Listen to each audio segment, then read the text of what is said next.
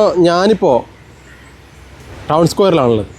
Town സ്ക്വയറിൽ ഈ ഒരു ഗ്രൗണ്ടിൽ, അതായത് ഓണത്തിന് മേളയൊക്കെ നടക്കുന്ന ഒരു ഗ്രൗണ്ടാണ്. ആ ഒരു ഗ്രൗണ്ടിൽ കുറേ കുഴികളും ഒരു സൈഡിൽ ഇൻ്റർലോക്കുകളൊക്കെ വാരി കൂട്ടിയിട്ട് കാണുന്നുണ്ട്. അപ്പോൾ എന്താണ് ഒരു അടിസ്ഥാനമില്ലാത്ത രീതിയിലാണ് ഈ കിടക്കുന്നതൊക്കെ? എന്തുകൊണ്ടാണ് ഇങ്ങനെ? ഇത് കണ്ണൂർ കലക്ട്രേറ്റ് മൈതാനം എന്ന് പറയുന്ന അറിയപ്പെടുന്ന മഹാരഥന്മാർ ഒരുപാട് പ്രസംഗവേദികൾക്ക് രൂപം കൊടുത്തൊരു മൈതാനമായിരുന്നു ഇത്. നമുക്കറിയാം, നമ്മുടെ കേരള ടൂറിസം മന്ത്രി KC വേണുഗോപാലിൻ്റെ നേതൃത്വത്തിലായിരുന്നു ഈ ഒരു ഗ്രൗണ്ടിൻ്റെ പുതിയ ആവിഷ്കാരം നടന്നത്. അതായത് ഗ്രൗണ്ടായി നിലനിർത്താനും ഒപ്പം അതിനോടൊപ്പം ഇവിടെയുള്ള ഈ നമ്മുടെ വിസിറ്റേഴ്സ്, നമ്മുടെ വൈകുന്നേരം സായാഹ്നങ്ങളിൽ കുടുംബങ്ങളോടൊപ്പം വന്ന് കാറ്റുകൊള്ളാനുള്ള ഒരു സ്ഥലമായി അത് മാറ്റി. അപ്പോൾ മൾട്ടിപർപ്പസാണ്. ഗ്രൗണ്ടായിട്ട് നടക്കുന്നു. നമുക്ക് വൈകുന്നേരം ഇവിടെ വന്ന് കാറ്റുകൊണ്ട് ഉല്ലസിക്കാനുള്ളൊരവസ്ഥ. അവർ വരുന്ന വാഹനങ്ങൾ നിർത്താനുള്ളൊരു വാഹന പാർക്കിങ്ങിൻ്റെ സ്ഥലമായിരുന്നു ഇത്. അതായത് ആർക്കാലും ഈ ഗ്രൗണ്ടിൽ വരുന്ന ആർക്കും കടന്നു ചെന്നാൽ അവരുടെ വാഹനം നിർത്താനുള്ള സ്ഥലമായിരുന്നു. നമുക്കറിയാം, ഒരു ഗ്രൗണ്ടിന് ഒരു പാർക്കിംഗ് വേണമല്ലോ, നിർബന്ധമല്ലേ. അപ്പോൾ ആ രീതിയിൽ രൂപകൽപ്പന ചെയ്താൽ നമുക്കറിയാം DTPCയുടെ അണ്ടറിൽ DTPC ആണ് ഇതിൻ്റെ ഇപ്പോഴത് നോക്കി നടത്തുന്നത് DTPC ആണ്. ഇതിൻ്റെ ഉത്തരവാദി ബഹുമാനപ്പെട്ട കലക്ടറാണ്. DTPCയുടെ ചെയർമാനും കലക്ടറാണ്. അതായത് ഈ ഒരു പാർക്കിംഗ് ഗ്രൗണ്ട് ഇങ്ങനെ ഫ്രീ കൊടുത്തു കഴിഞ്ഞാൽ ഈ നഗരത്തിൽ ചില സ്ഥലത്തൊക്കെ ഇവർ കോർപ്പറേഷൻ ഫീസ് മുഖാന്തരം ഈ ഒരു പാർക്കിംഗ് ഉണ്ട്. അപ്പോൾ ആ ഒരു ഫീസ് കിട്ടാതിരിക്കുന്നതുകൊണ്ടാണോ ഇവിടെ ഈ ഒരു ഫ്രീ പാർക്കിംഗ് ഒഴിവാക്കുന്നത്? ചിലപ്പം അങ്ങനെയും സംഭവിച്ചേക്കാം. പക്ഷേ ഇതിന് ഈ ഒരു വർഷമായിട്ട് ഇതിൻ്റെ ഒരു പോരാട്ടത്തിലൂടെ ഞാൻ നീങ്ങുമ്പോഴേ എനിക്കത് അങ്ങനെ മനസ്സിലായിട്ടില്ല. എല്ലാവർക്കും ഈ ഗ്രൗണ്ട് നശിക്കുന്നതിനോട് എതിരായിട്ടാണ് ഞാൻ കണ്ടത്. അങ്ങനെയില്ല. ഇപ്പോൾ നമുക്കറിയാം, മൾട്ടി ലെവൽ കോർപ്പറേഷൻ സെൻ്ററുണ്ട്. ഇങ്ങനെ ഇവിടെ ഇവിടെ എന്താ പറയുക, ഒന്നും നടക്കാതെ അവിടെ നിശ്ചലമായി കിടക്കല്ലേ. അതൊന്നും ഒരു വിഷയമല്ല. നമുക്കറിയാം, ഒന്നും നഷ്ടപ്പെട്ടാൽ നമുക്ക് മറ്റൊരു സ്ഥലം നമ്മൾ കണ്ടെത്തുമായിരിക്കാം. പക്ഷേ ഗ്രൗണ്ടിനെ സംബന്ധിച്ചിടത്തോളം അതല്ല.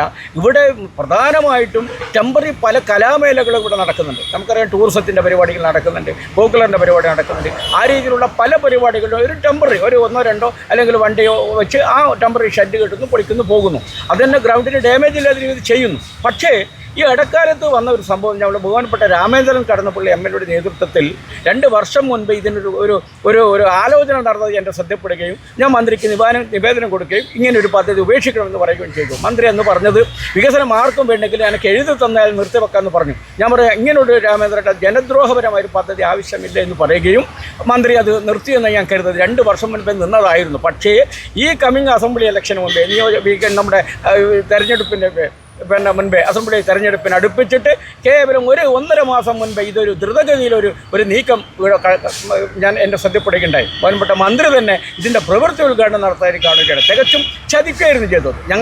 ഞങ്ങളൊക്കെ പറഞ്ഞ ആ വാക്കുകളുടെ മാന്യത നിശ്ചലമാക്കിക്കൊണ്ട് അത് കാറ്റിൽ പറത്തിക്കൊണ്ടായിരുന്നു മന്ത്രിയുടെ അന്നത്തെ നടപടി. സ്വാഭാവികമായി ഞാനിത് എൻ്റെ ശ്രദ്ധപ്പെട്ടെന്ന് രാവിലെ ഇവിടെ ശിലാഫലകം വിരിച്ച് പ്രവൃത്തി ഉദ്ഘാടനം എന്ന് പറഞ്ഞപ്പോൾ തന്നെ ഞാൻ ഞാൻ കണ്ടത് ഇവിടെ 20ഓളം കുഴികളെടുത്തിട്ടാണ് കാണുന്നത്. ഞാൻ ഗ്രൗണ്ടിൻ്റെ ഉള്ളിലേക്ക് വന്നില്ല, കാരണം 20ഓളം കുഴികൾ കാണുന്നു. ഞാൻ വിചാരിച്ചത് ഇൻ്റർലോക്ക് അല്പം ഹൈറ്റ് കൂട്ടാനെന്ന് കരുതി. ഞാൻ ആ സ്പോട്ടിൽ തന്നെ ഒന്നും ചിന്തിച്ചില്ല. ഞാൻ മാധ്യമങ്ങളെ വിളിച്ചു. ഞാൻ ബഹുമാനപ്പെട്ട കലക്ടറിന് നിവേദനം കൊടുത്തു. മാധ്യമങ്ങളെ കലക്ടറൊക്കെ അടിയന്തരമായി ഇതിനെ ശ്രദ്ധപ്പെടുകയും ആ രീതിയിലേക്ക് ഇതിൻ്റെ പ്രവൃത്തി നിൽക്കുമെന്ന് ഞാൻ കരുതിയെങ്കിലും ഞങ്ങളൊക്കെ വിഡ്ഢികളാക്കിക്കൊണ്ടായിരുന്നു മുന്നോട്ട് പോയത്. അതിനെതിരെ ഞാൻ ബഹുമാനപ്പെട്ട കോർപ്പറേഷനിൽ ഇത്തരത്തിലൊരു അനുമതി കൊടുത്തിട്ടോ എന്ന് അന്വേഷിച്ചപ്പോൾ കോർപ്പറേഷൻ പറഞ്ഞത് അങ്ങനെ ഒരു നിർമ്മാണ അനുമതി കൊടുത്തിട്ടില്ലാണെന്ന് പറയുന്നത്. അതുകൊണ്ട് തന്നെ ബഹുമാനപ്പെട്ട വീണ്ടും ഞാൻ കോർപ്പറേഷൻ ലെറ്റർ കൊടുത്തു. ബഹുമാനപ്പെട്ട മേയർ ഇത് നിർത്തിവെക്കണമെന്ന് പറയുകയും ഇന്നത്തെ നമ്മുടെ Kannur corporation advocate P. Indira എൻ്റെ വാക്കുകളുടെ ഇതിൻ്റെ ഗാംഭീര്യം കണക്കിലെടുത്തുകൊണ്ട് തന്നെ അടിയന്തര നടപടി സ്വീകരിക്കുകയും ഇതിനൊരു സ്റ്റോപ്പ് മെമ്മോ കൊടുക്കുകയും ചെയ്തിരുന്നു. അപ്പോൾ കോർപ്പറേഷൻ കൊടുത്ത സ്റ്റോപ്പ് മെമ്മോയിലൂടെയാണ് ഈ പണി നിർത്തിവെച്ചത് എന്ന് പറയുമ്പോൾ നമ്മൾ ചിന്തിക്കണം. നേരത്തെയുള്ള ഉത്തരവാദപ്പെട്ട ബഹുമാനപ്പെട്ട ജില്ലാ കലക്ടർ, ബഹുമാനപ്പെട്ട നമ്മുടെ PWയുടെ എക്സിക്യൂട്ടീവ് എഞ്ചിനീയർ, ഇവരൊന്നും തന്നെ 1 കോടി രൂപയാണ് ഈ പദ്ധതി. ആ 1 കോടി രൂപക്കുള്ള പ്രവൃത്തിയുടെ ആലോചന പോലും ചിന്തിക്കാതെ അതിൻ്റെ പ്രാഥമിക നടപടികൾ സ്വീകരിക്കാതെ ആരംഭിച്ചു എന്നുള്ള തെളിവാണ് ഈ ഇലക്ഷനുള്ള ഒരു എന്താ പറയുക തെരഞ്ഞെടുപ്പിൻ്റെ ഒരു ജോലിയുമായി അതിനുള്ള പ്രചരണത്തിൻ്റെ ഭാഗമായി മാറ്റിയെന്ന് മനസ്സിലാക്കാൻ സാധിക്കും. അങ്ങനെ കോർപ്പറേഷൻ്റെ മെമ്മോ പ്രകാരം അവിടെ നിശ്ചലമാവുകയായിരുന്നു. അതിനുശേഷം അവർ പത്രസമ്മേളനം വിളിച്ച് അതിൻ്റെ പ്രതികരണങ്ങൾ കൊടുത്തു.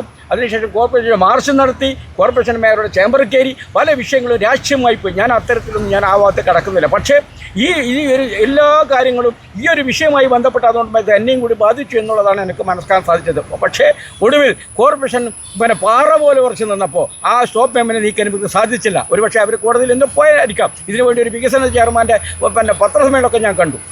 മന്ത്രിയുടെ പത്രസമ്മേളനം കണ്ടു. പക്ഷേ അതിനൊക്കെ മാറ്റിമറിച്ചത് കൊണ്ട് ഈ ഒരു പദ്ധതി ഉപേക്ഷിക്കപ്പെട്ടു തൽക്കാലം. പക്ഷേ ഞാനതിൻ്റെ പിന്നാലെ പോയി പിന്നെ അവിടെ നിർത്തിവെച്ചില്ല. ഞാൻ വീണ്ടും കളക്ടർ കൊടുത്തു. ഈ കുഴി ഈ മൈതാനം വീണ്ടും പഴയപടി പുരസ്കാരം ലെറ്റർ കൊടുത്തു. ഒരു മറുപടി ഇതുവരെ വന്നില്ല. ഞാനിപ്പോൾ അടുത്ത ദിവസം കളക്ടറുടെ നിശ്ചലാവസ്ഥ കണ്ടപ്പോൾ പുതിയ കളക്ടർ വന്നപ്പോൾ ഞാൻ വീണ്ടും ലെറ്റർ കൊടുത്തു. ഇതെന്തുകൊണ്ട് ചെയ്യുന്ന വിവരാശം വഴി കൊടുത്തിരിക്കുകയാണ്. അതോടൊപ്പം 1 കോടി രൂപയുടെ പദ്ധതി, പൊതുജനങ്ങളുടെ ഫണ്ട് എടുത്ത് നടക്കുന്ന 1 കോടി രൂപയുടെ പദ്ധതിക്ക് അതിൻ്റെ വഴിപ്രകാരം ജോലി ചെയ്യാതിൻ്റെ പേരിൽ, അതിൻ്റെ തുടർ പ്രവർത്തനങ്ങൾ ആരംഭിച്ചത് ഇല്ലാതിൻ്റെ പേരിൽ ഞാൻ ബഹുമാനപ്പെട്ട കണ്ണൂർ വിജിലൻസ് DPSP ഞാൻ പരാതി കൊടുത്തു. ഇതിൻ്റെ പേരിൽ ഈ പൈസ എങ്ങനെയാണ് അവിഹിതമായി ഉപയോഗിക്കുന്നതെന്ന് പറയാം. കാരണം 1 കോടി രൂപയുടെ പദ്ധതി ഒരു ഫണ്ട് ഉപയോഗിക്കുന്നുണ്ടെങ്കിൽ അത് നേരാൻ വഴിയിലേക്ക് നയിക്കുന്നില്ല എന്നൊരു തെളിവ് ചൂണ്ടിക്കാണിച്ചുകൊണ്ട് സ്റ്റോപ്പ് എമ്മയുടെ മറുപടി അടക്കം സ്റ്റോപ്പ് എമ്മയെ കൂടി പിൻ ചെയ്തുകൊണ്ട് വിജിലൻസ് കൊടുത്തപ്പോൾ വിജിലൻസും അവിടെ നിശ്ചലമായി. ഒരു തവണ വിജിലൻസ് എന്നോട് ഫോണിലൂടെ വിളിച്ചെങ്കിലും നേരെ വിളിച്ച് എന്നെ അഭിമുഖം എടുത്തില്ല. ഞാനിപ്പോഴും വീണ്ടും വിജിലൻസിന് ഇങ്ങനെയാണോ നിങ്ങളുടെ വിജിലൻസിന് പരാതി തന്നാൽ നടപടിക്കുക എന്നുള്ളത് ചോദിച്ചപ്പോൾ അവർ പറയുമ്പോൾ കോഴിക്കോട്ട് മറുപടി കൊടുത്തിട്ടുണ്ട്. എങ്ങനെയാണ് വിജിലൻസ് മറുപടി കൊടുത്തത് എനിക്കറിയില്ല. അതിൻ്റെ മറുപടിക്കും കലക്ടർ മറുപടിക്ക് കാത്തിരിക്കുകയാണ്. നമുക്ക് ഈ ഓണം സമാഗതമായിരിക്കുന്നു. ഇവിടെ കുട്ടികളുടെ ഒരു പാർക്ക് ഇതിൻ്റെ പിന്നാമ്പുറത്തുണ്ട്. തൊട്ട ബാക്കിൽ കിടക്കുക കുട്ടികളുടെ മെയിനായ വഴിയാണിത്. ഇവിടെ ഒരു വണ്ടി ഇപ്പോഴും ഈ അനിശ്ചിതാവസ്ഥ വാശ കൊണ്ടോ എന്തുകൊണ്ടോ നടന്നുകൂടാ. എന്തുകൊണ്ട് ഇത് കുഴി മൂടി പൂർവ്വസ്ഥിതിയിൽ ഇൻ്റർലോക്കോടെ പതിക്കുന്നില്ല എന്നുള്ള ചോദ്യം ചെയ്തുകൊണ്ടാണ് ഞാൻ ഈ 2 പേർക്ക് ഇപ്പോൾ വിവരാശം കൊടുത്തിട്ടുള്ളത്. അതോടൊപ്പം ഇവിടെ വെക്കാന്നുള്ള സാധാരണഗതിയിൽ വരുന്ന സാധാരണക്കാരന് കാറോ വണ്ടിയോ വെക്കാൻ പറ്റുന്നില്ല. കുട്ടികളെ പാർക്ക് പോലും അവിടെ കാട് മൂടി കിടക്കുക. കാരണം കുട്ടികൾ വരുന്നില്ല ഭയപ്പെട്ടിട്ട്. മഴക്കെട്ടായിരുന്നു ഇതുവരെ. ഇതിൽ വെള്ളം നിറഞ്ഞപ്പോൾ കുട്ടികൾ ആരെങ്കിലും ഒരു കുട്ടി വീണുപോയാൽ വലിയ ജീവന് ഹാനി വരുന്ന ഒരവസ്ഥയിലേക്ക് മൈതാനം നശിപ്പിച്ചപ്പോൾ നശിപ്പിച്ചുകൊണ്ടിരിക്കുകയാണ്. ഇത് പുനഃസ്ഥാപിക്കുന്നവരെ എൻ്റെ പോരാട്ടം ഞാനിവിടെ തുടർന്നിരിക്കും. കാരണം ജനങ്ങൾക്ക് ഉപകാരപ്രദമല്ലാതെ ജനഹിതമായിട്ടുള്ള പല പ്രവൃത്തികളാണ് MLA ആയാലും ആരെ മുമ്പിൽ നേരത്തെ MLA നിന്ന് ഉണ്ടായിട്ടുള്ളത്. നമുക്കറിയാം ഈ ഇവിടെ 2 സ്റ്റേജ് ഇവിടെ മൈതാനത്ത് കിടക്കുക. ഒരു സ്റ്റേജിൽ പശുകാരി കിടക്കുക, രണ്ടാമത്തെ സ്റ്റേജിൽ നിശ്ചലമേരി കിടക്കുക. എല്ലാവർക്കും ഇവിടെ ഇതിൻ്റെ മുൻപിൽ കൂടെ വേണം. രാഷ്ട്രീയക്കാരക്കായാലും സാധാരണക്കാരായാലും ഇവിടെ റോഡോട് ചേർന്നിട്ട് വേണം. എന്താ ഇതിൻ്റെ ആലോചന? എന്തുകൊണ്ട് ഗ്രൗണ്ടിലേക്ക് ഇവിടെ അനുവദിക്കില്ല? ഗ്രൗണ്ടിൽ മാത്രമേ സ്റ്റേജ് കൊടുക്കൂ എന്ന് പറയുന്നത് എന്തുകൊണ്ട് കലക്ടർ അതിന് മുതിരുന്നില്ല എന്നാണ് എൻ്റെ ചോദ്യം. എല്ലാവർക്കും ഇവിടെ വേണം. അപ്പോൾ ഇവിടെ വരുന്നവർ ഇവിടെ വണ്ടി വെക്കും. ഇതിന് മുമ്പ് റോഡ് പാർക്കിംഗ് സൗകര്യമുണ്ടോ? ഒന്നുമില്ല. അതുകൊണ്ട് തന്നെ ഇവരുടെ ആ വിദൂര കാഴ്ചപ്പാടല്ല, സങ്കുചിത കാഴ്ചപ്പാടായിട്ടാണ് ഞാനിതിനെ കാണുന്നത്. ഇത് മൂടി നേർവഴിയിൽ നയിക്കുന്നവരെ നിയമത്തിൻ്റെ പോരാട്ടം തുടരുമെന്ന് എനിക്ക് പറയാനുള്ളത്.